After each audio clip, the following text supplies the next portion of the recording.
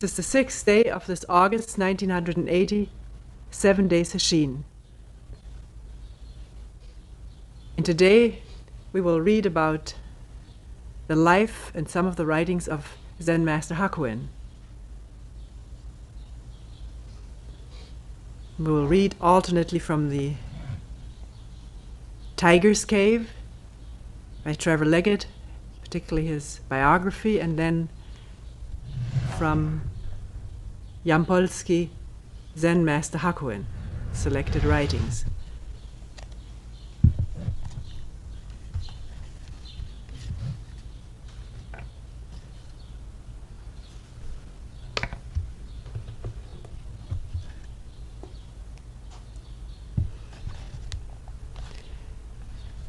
At first, the introductory note by the translator. Hakuin, 1685 to 1768, was the greatest light of Rinzai Zen in Japan. He universalized it and brought its flavor into the lives of ordinary people. And all the present lines of transmission run through him.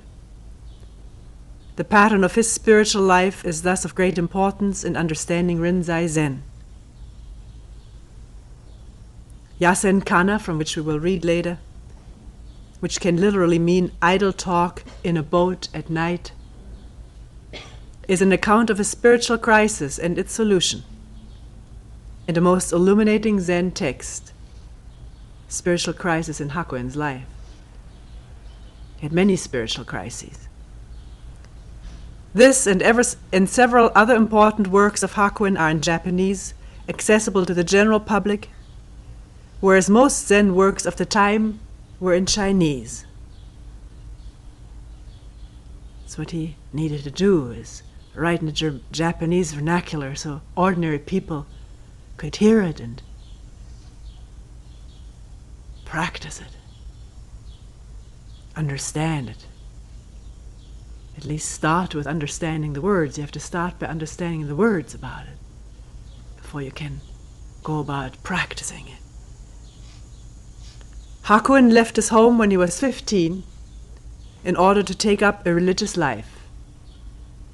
At the time, he had a great fear of the Buddhist hells.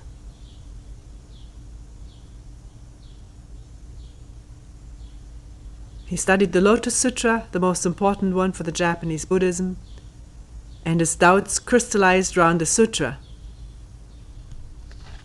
Probably I've never read the whole Lotus Sutra. Maybe it has these vivid descriptions of hells. Every religion has its vivid description of its hells.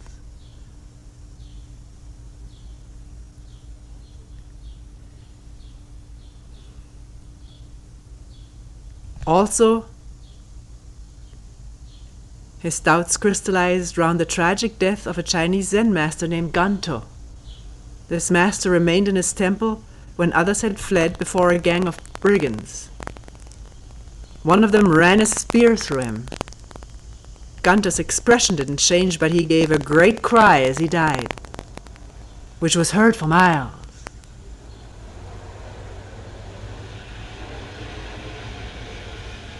Hakuin was thrown into a depression by meditating on the event.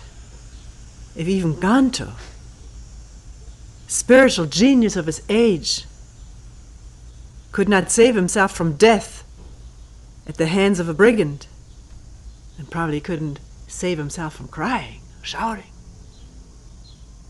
how could an ordinary seeker like Hakuin hope to escape from hell?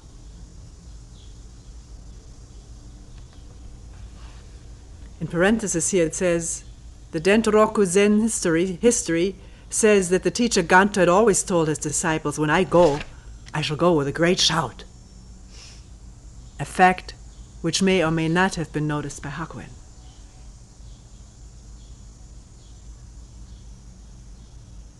But it was just, as we just read yesterday, this abbot, the Zen priest, saying, I'm not in a hurry to go. Roshi tells how Harada Roshi used to say, I want to live as long as possible.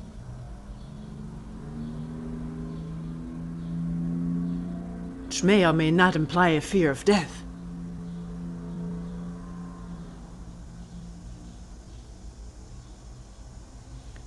He considered giving up Zen because he couldn't resolve these doubts, his fears, and devoting himself to poetry. It chanced one day that he saw the books of a temple library being brought out into the sun for the annual airing, which is the custom in Japan.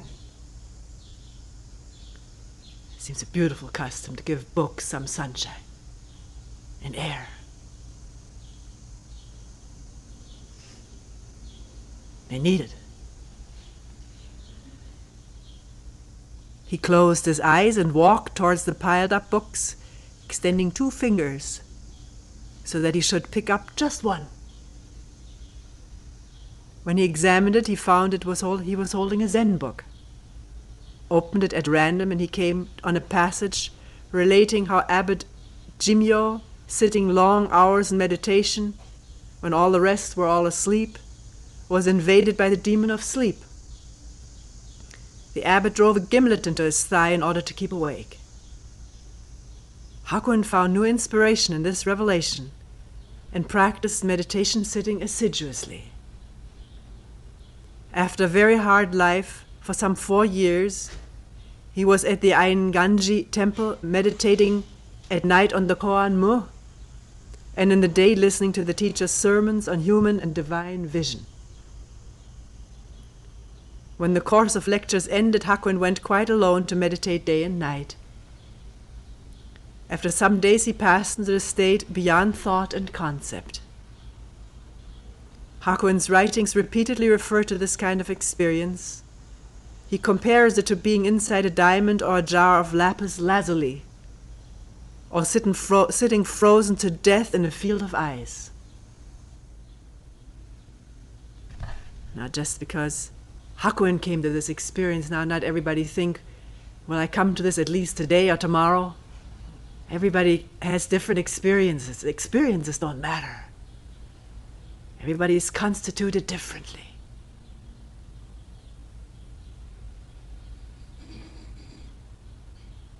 Not to let the demon of comparison start consuming one.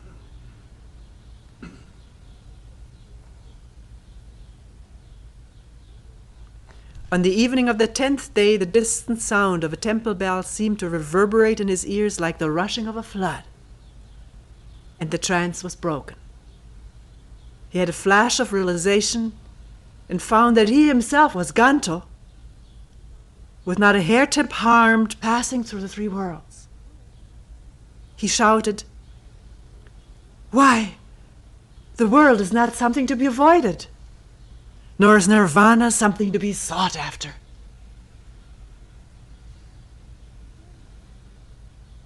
Some people say, why, there's nothing to be gained.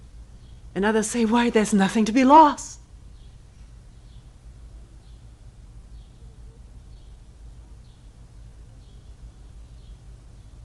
This realization he presented to the abbot and some fellow disciples, but they did not give unqualified assent to it. He, however, burned with absolute conviction and thought to himself that surely for centuries no one had known such joy as was his. He was then 24. In his autobiographical writings, Hakuin warned Zen students with particular earnestness against the pride of assurance.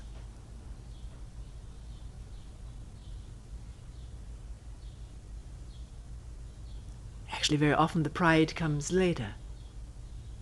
The moment of awakening, there's no room for this because there's no I.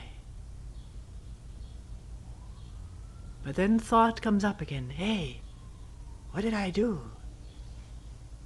And let each one experience it for himself or herself and be on guard.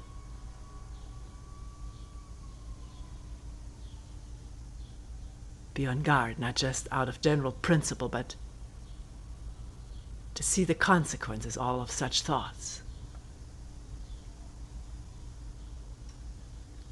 The division in coming out of this non-division that one has just had a glimpse into. How ridiculous.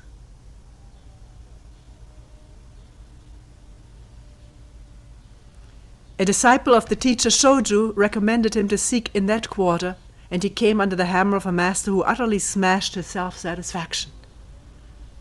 After 3 years of harsh treatment, trying to grasp the mu and later another koan, he one day passed into a state of meditation while standing in the street. An old woman struck him on the head with a broom. Witches always have brooms to ride on or to strike people with.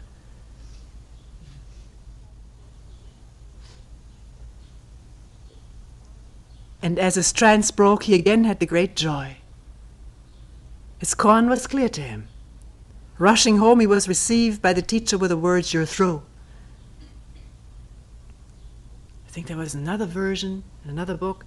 Maybe it wasn't at this experience. The teacher just threw him into the mud off the veranda.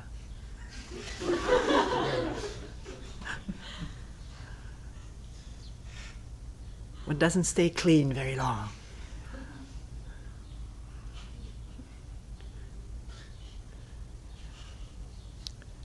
He had a dream in which his mother, to whom he had been devoted, told him that as a result of his spiritual merits, she had attained a Buddhist paradise.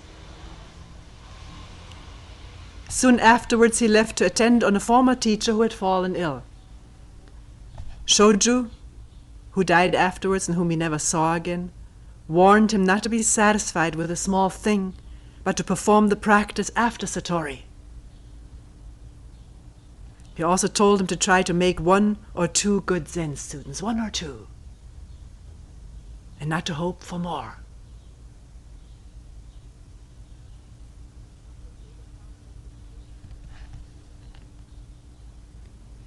Hakwon later found that he still had some doubts about the Lotus Sutra. That old warhorse haunted him still. And he couldn't disentangle the 5 ranks. These are koans by Tozan. Says he, there's so much favorite in the Japanese Soto sect because Dogen believed they're not so much favored by the Soto sect. They're used in the Rinzai, not so much favored by Soto because Dogen believed that they tend to lead to mere dialectics. If you ever read them, you see that there's this great danger. Whenever you work with categories,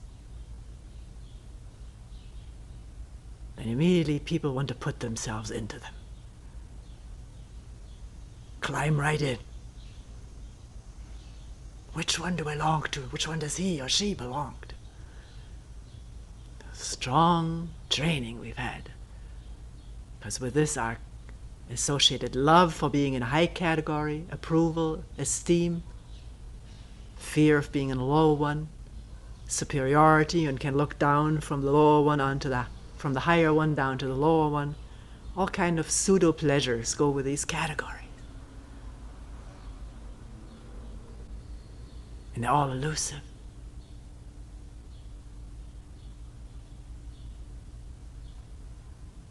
Because these Tozan's 5 ranks are not just illusory categories, but they lend themselves to that.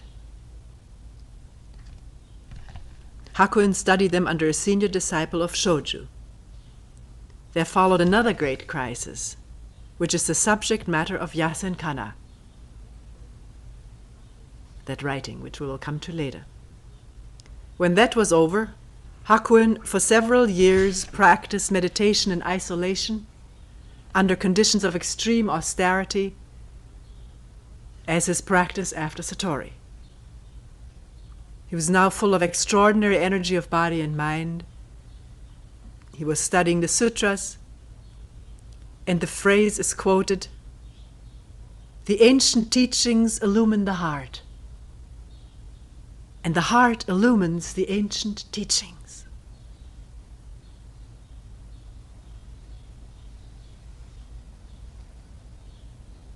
Ancient teachings illumine the heart when the heart understands, sees beyond the words. And then the heart illumines the ancient teachings, which otherwise are just dead words. Hakuin records that several times he heard a music in the sky, which continued until he recognized it as his own mind, when it abruptly ceased. There was some kind of a makyo. As long as one is caught up in it, one is caught up in it, that's it. But there's this capacity to see, wonder of wonders, come to awareness, what's going on in the mind, in the body. And if in this awareness the me isn't riding in the saddle, then whatever is seen or heard undergoes a change. Does not hold power over one anymore. The power to frighten, to terrorize, or the power to seduce.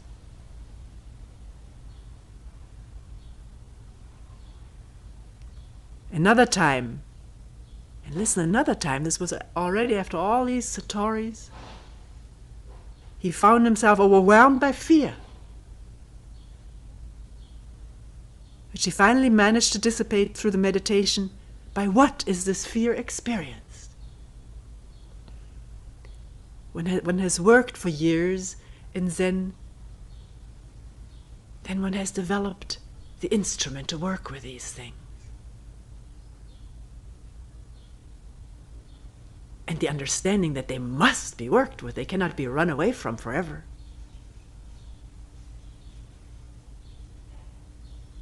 Must be seen through, worked through, experienced deeply.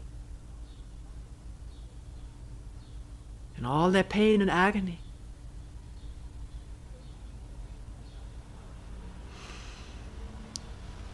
He became a teacher at the tumble-down temple of Shuinji with only a single disciple. Slowly others were attracted to him. In his 41st year he was undertaking a meditation retreat in a private room behind the temple, reading the lotus scripture by day and contemplating all night. He had another dream about his mother. This time he dreamt that she had given him a magnificent purple robe. The sleeves were heavy, and in them he found 2 mirrors.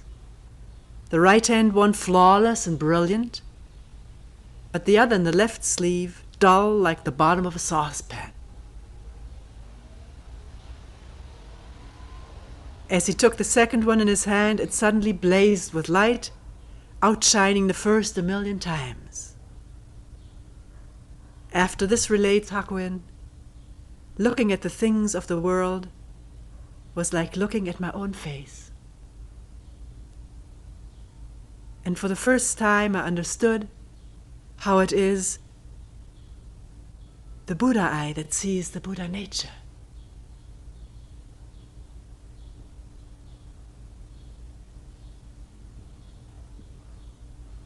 The Buddha eye and the Buddha nature not being two.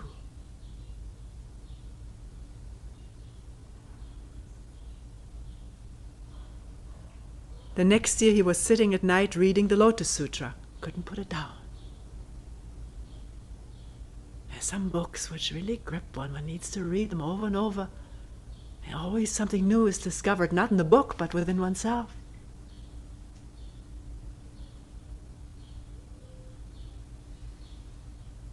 When there came the sound of a cricket chirping.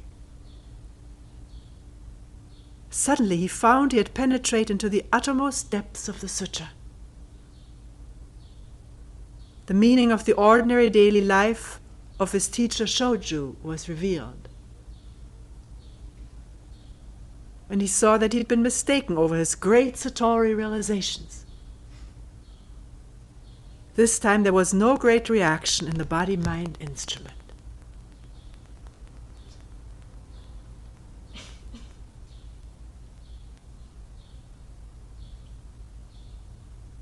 This clinging to realization, to what one is, dropped off.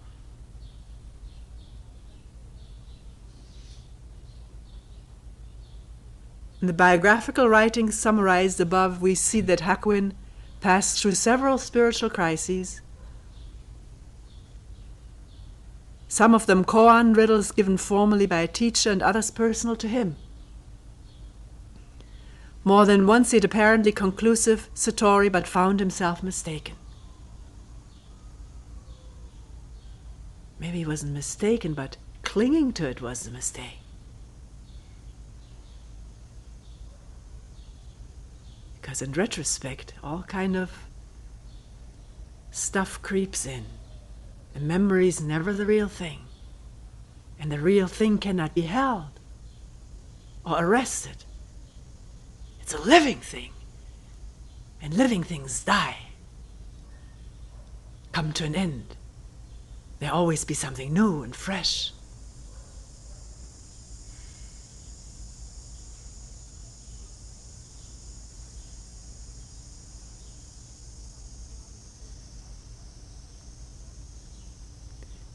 The final problem turned on doubts about the Lotus scripture and also perhaps about the daily life of his old teacher Shoju.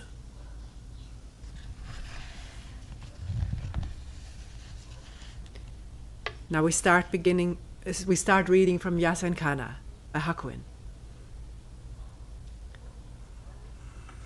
When as a beginner I entered on the way, I vowed to practice with heroic faith and indomitable spirit.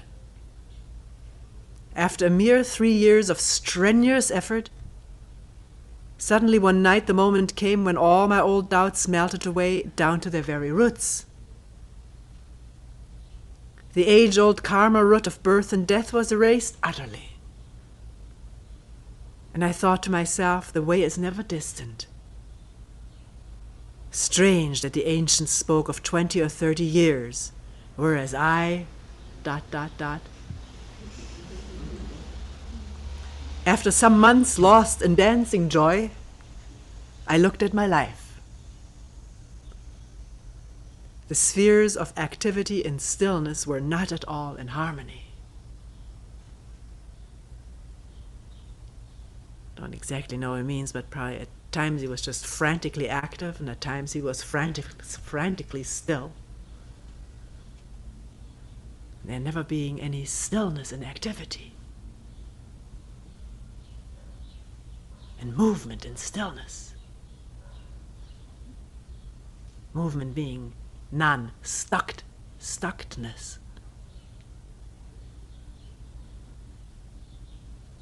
I found I was not free to either take up a thing or to leave it.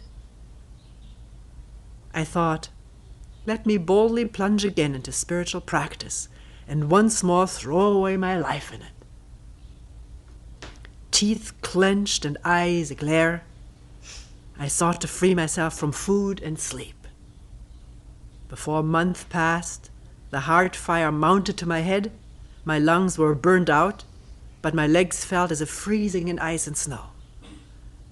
In my ears was a rushing sound as of a stream in the valley. My courage failed, and I was in an attitude of constant fear. I felt spiritually exhausted, night and day seeing dreams, my armpits always wet with sweat and my eyes full of tears. I cast about in every direction, consulting famous teachers and doctors, but all their devices availed nothing at all. This thing of freeing oneself from food and sleep. There's a story about a stingy farmer, very stingy. He wanted to train his horse to live without food. Because then he could save all that money for food, and I don't know for what. So he trained his horse in fasting. And just as the horse had learned to get along without food, it died.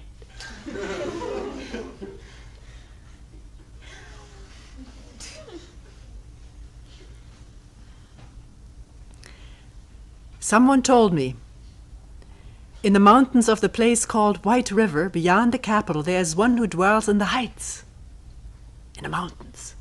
A lot of good people live up high in mountains. Maybe I shouldn't have said that.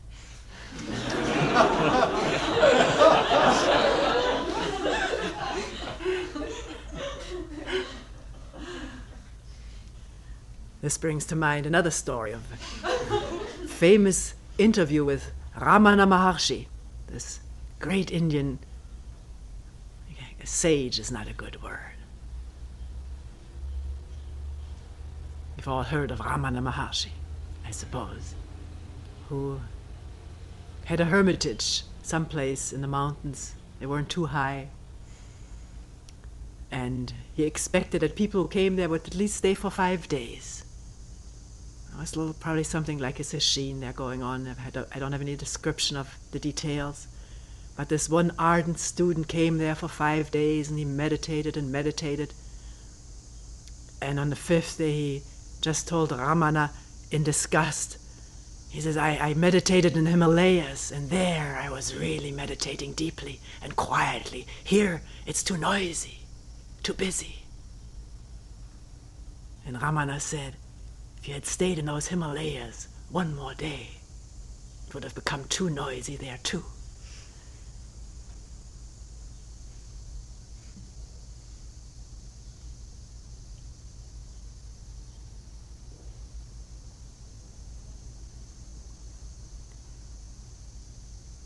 As one who dwells in the heights, known to the people as Master Hakuin. He is believed to be over 200 years old, and he lives there several miles from human habitation. He does not like to see people, and if they go, he will run away and conceal himself. Men do not know whether to think him a sage or a madman, but the villagers believe him to be a Zenin, one of the mountain immortals. It's in Taoism.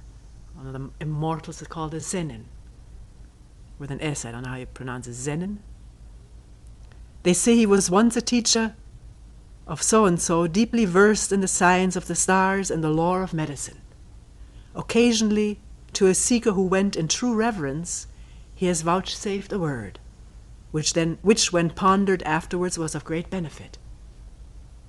So in the middle of January 1710, I, Hakwon, quietly put together some traveling things, left Mino and crossed Black Valley. First you cross Black Valley and then you come to White River. Putting down my bundle in a tea shop, I asked the whereabouts of the hermitage of Hakuin. A villager directed me to a mountain stream in the far distance. I followed the rushing water, which took me to a remote mountain valley. Following straight up for a couple of miles, I found that it suddenly disappeared.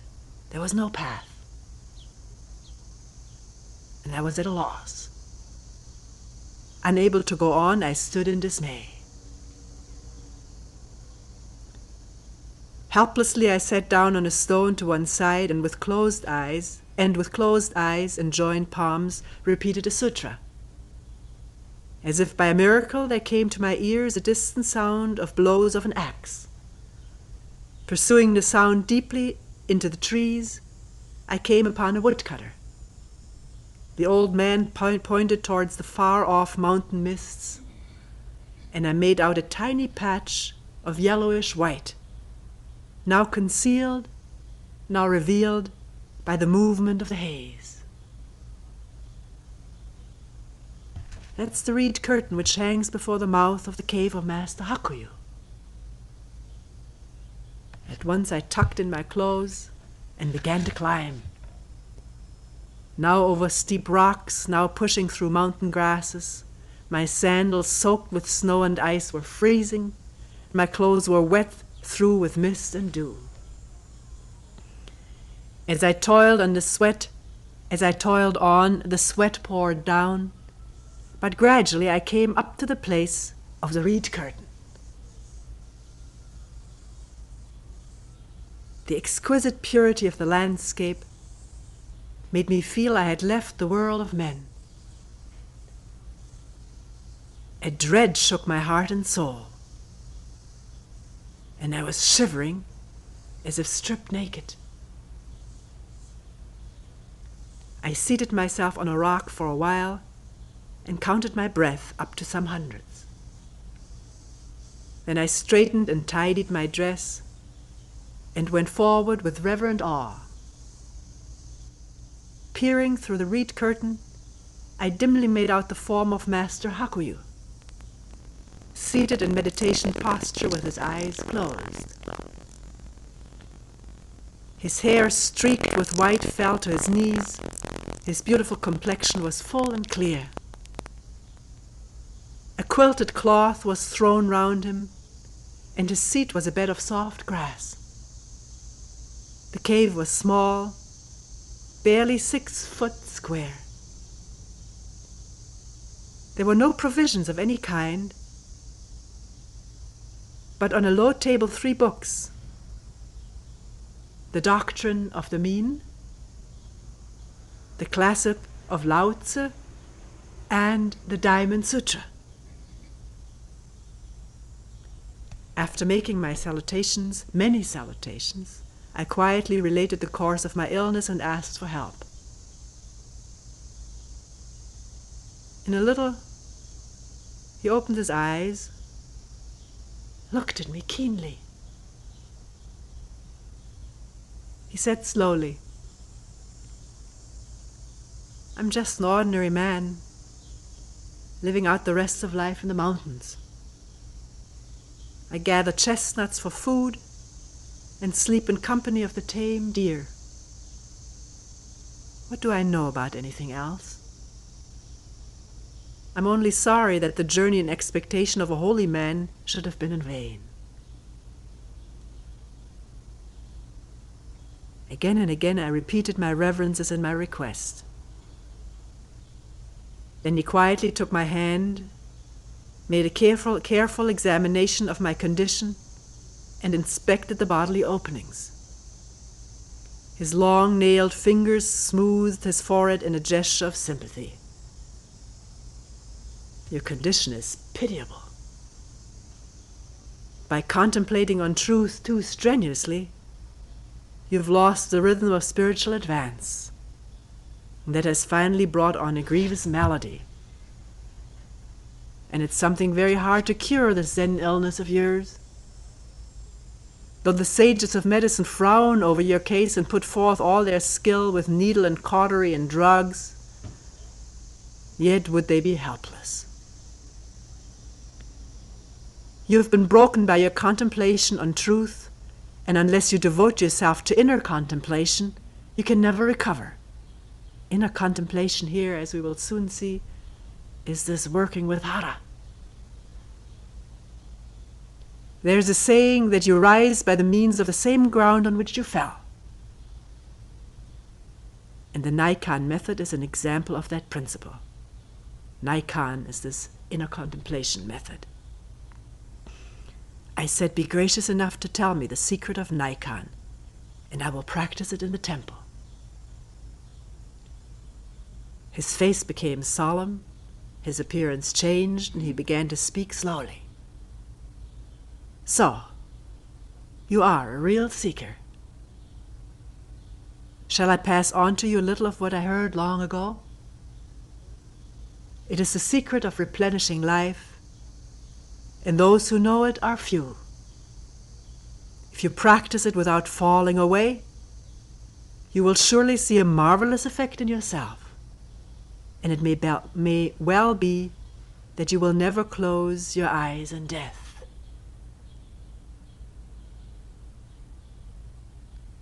Which is not to be taken literally. Although these Taoist sages, they supposed to have lived for hundreds of years, but not for thousands.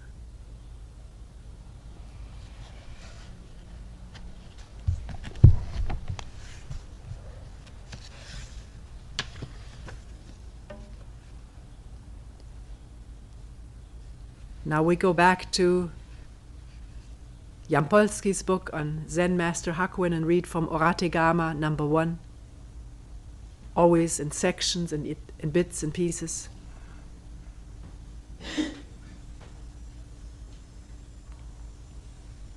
The secret methods of introspection were handed down to me, and for 3 years I devoted myself to an assiduous practice of them. The serious disease from which I suffered, that up until then I had found so difficult to cure,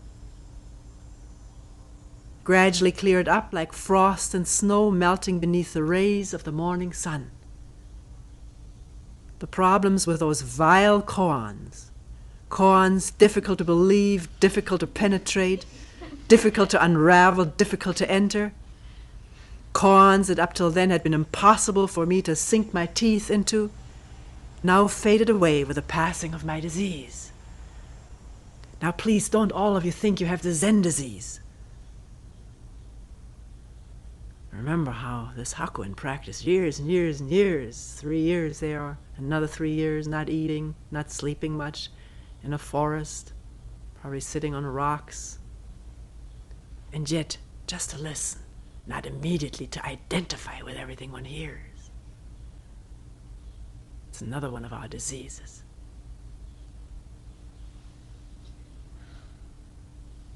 Just to listen and to use freely what works. For that there's no need of identification.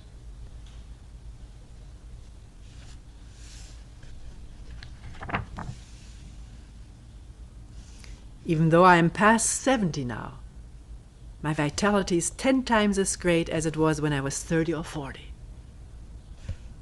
And I will not go into reading all these miraculous things about his constitution, because it's a very individual matter for each individual. Then all these things lend themselves so quickly to comparisons.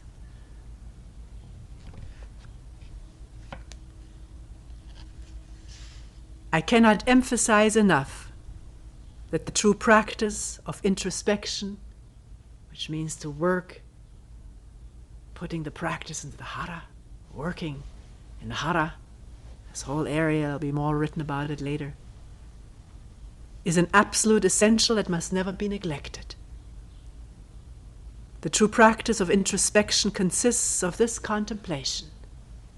Actually, it only says consists of this. Jan Polsky adds this contemplation. Quote, "The area below my navel, down to my loins, and the soles of my feet is all Joshua's mu. What principle can this mu possibly have? The area below my navel, down to my loins, and the soles of my feet is all my original face. Where can there be nostrils in this original face? Or we could add, where can there be a brain in this original face?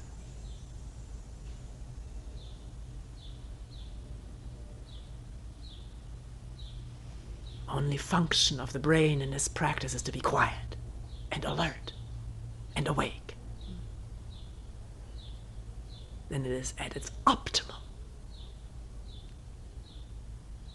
The area below my navel, down to my loins, and the soles of my feet is all the pure land of my own mind. With what can this pure land be adorned?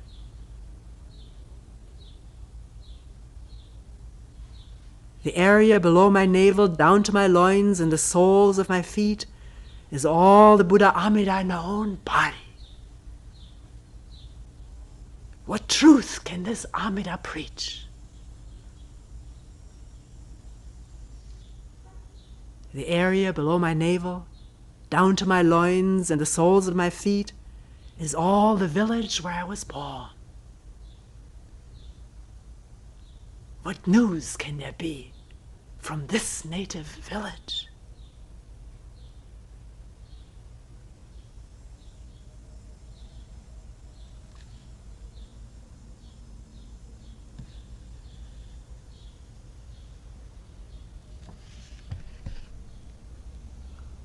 Hakuin used to say that for the most part the technique for nourishing the body is as follows. It is essential always to keep the upper parts of the body cool and the lower parts warm.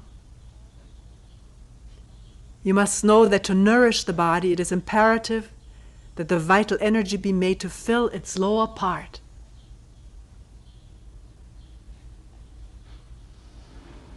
nourish the body.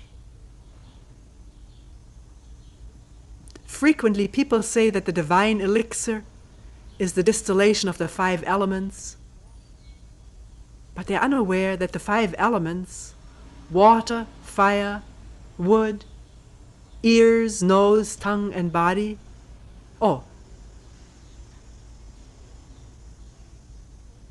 but they are unaware that the 5 elements, water, fire, wood, metal, and earth, are associated with the 5 sense organs. The eyes, ears, nose, tongue, and body. It's not this making of this elixir, not some outside brew. It's an inside brew. How does one bring together these 5 organs in order to distill the divine elixir?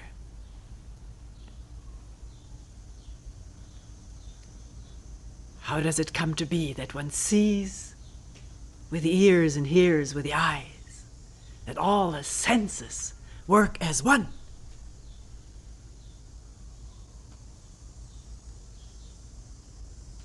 In that there must be no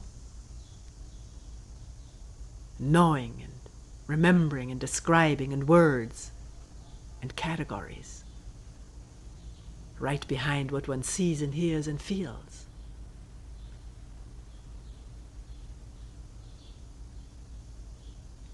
Not the me sitting right behind the eyeball or right in the eardrum.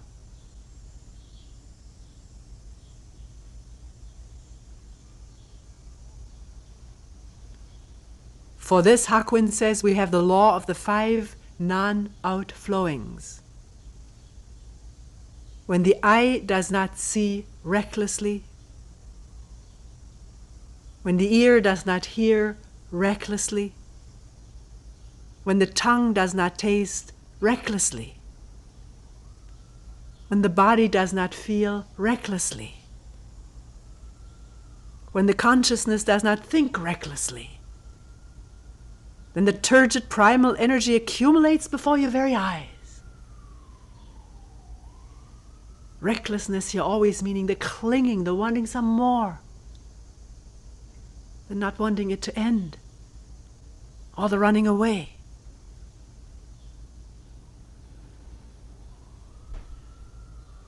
This is the vast physical energy of which Mencius speaks. If you draw this energy of no wasting, concentrated in the space below the navel,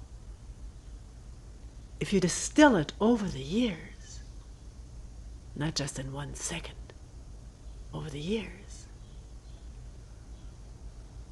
protect it to the utmost, meaning to be on guard against waste, to become aware how one wastes it. One must first become aware. One isn't even aware how one wastes one's energies.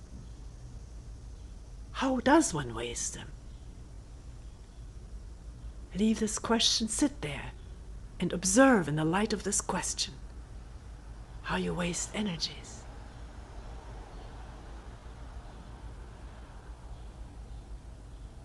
And how one really wants to do it most of the time.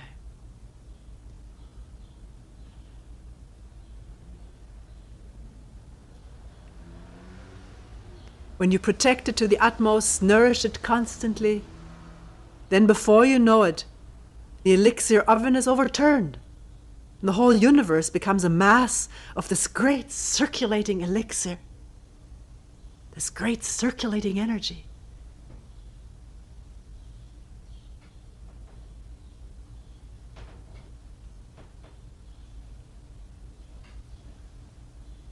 Then you will awaken to the fact that you yourself are a divine sage with true immortality. One who was not born before heaven and earth were formed. One who will not die after empty space has vanished.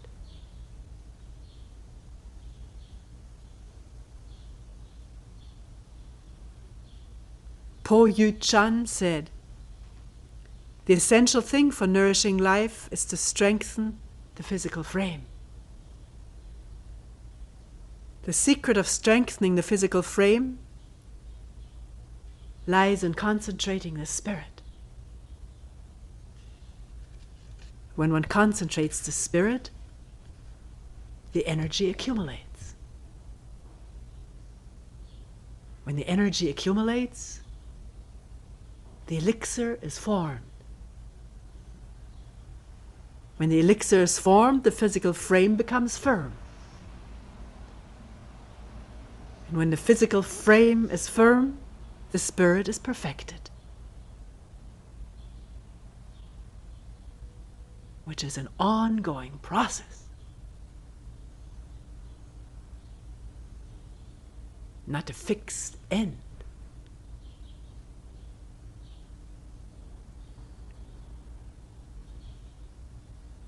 A man of old has said, the reason that the great rivers and seas attained to sovereignty over the 100 other streams was that they had the virtue of being lower than the others.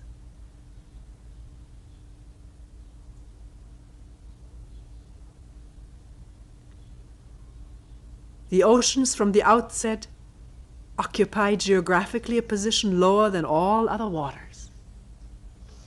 Thus they receive all these waters, but they never increase or lessen.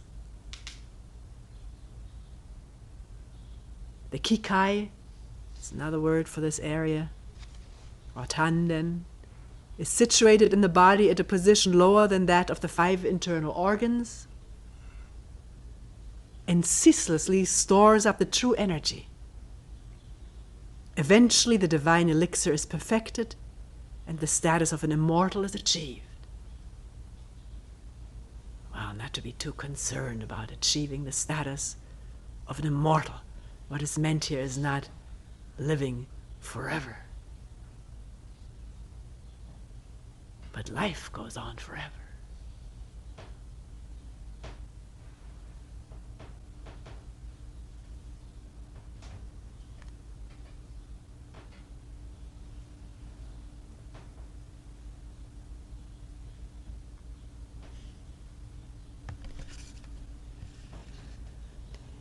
We'll continue with the reading below, just a few words. Very often when people hear these readings in a sesshin, something of its own is awakened and starts working, or something which had already been awakened down here works more fully, more vitally, more energetically. But if one simply now tries to manufacture something down here, then one will only get into distress if the product doesn't turn out. It's not a product. It's working down here. It's as simple as that. The abdominal respiratory muscles, this area, being involved in the questioning. Mo. Who. Without making a thing out of it. It isn't a thing. It isn't anything. It's mo. Or who. What is it?